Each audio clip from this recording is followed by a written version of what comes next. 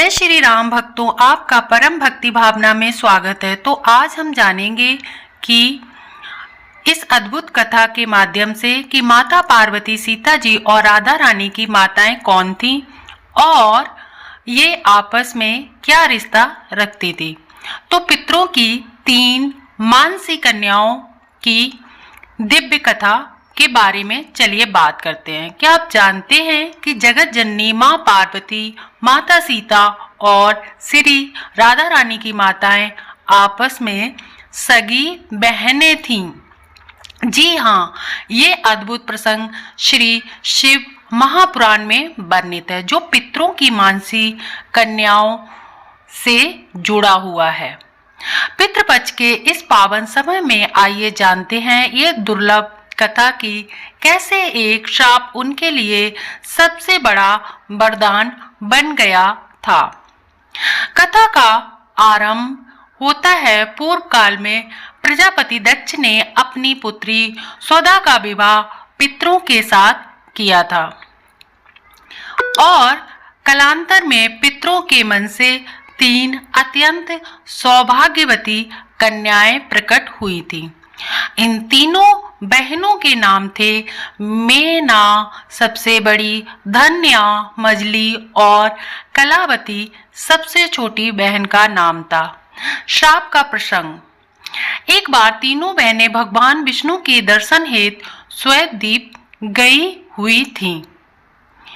वहां ब्रह्मा जी के मानस पुत्र सनकादि मुनि पधारे। सभी ने खड़े होकर मुनियों का सम्मान किया, परंतु भगवान शिव की प्रबल माया से सम्मोहित होने के कारण ये तीनों बहनें अपने स्थान पर ही बैठी रहीं। इसे अभिमान समझकर संत कुमार जी ने उन्हें श्राप दे दिया। तुमने वेद तत्व को भूलकर हमारा अपमान किया, इसलिए तुम स्वर्ग से गिरकर पृथ्वी पर मनुष्यों की स्त्रियां बन जाओगी। श्राप बना वरदान। जब शिव जी की माया हटी तो तीनों बहनों ने क्षमा याचना की। तब प्रसन्न होकर संत कुमार जी ने कहा कि महादेव की भक्ति के फलस्वरूप तुम्हारा यह श्राप वरदान में बदल जाएगा। तुम तीनों पृथ्वी पर जाकर 3 महादेवियों की माता बनने का परम सुख प्राप्त करोगी। तीनों बहनों का दिव्य प्रारंभ। बड़ी बहन मेना माता पार्वती की माँ, उनका विवाह हिमालय पर्वत के साथ हुआ था एंड उनकी पुत्री के रूप में स्वयं माँ जगदम्बा पार्वती जी प्रकट हुई। अपनी पुत्री के तप के प्रभाव से मेना और हिमालय संदेह परम पद कैलाश को पधारे। मंजली बहन धन्या माता सीता की माँ, इनका विवाह विदेहराज जनक शीरध्वज से हुआ। इनकी पुत्री के रूप में स्वयं लक्ष्मी स्वरूप माता सीता जी प्रकट हुई।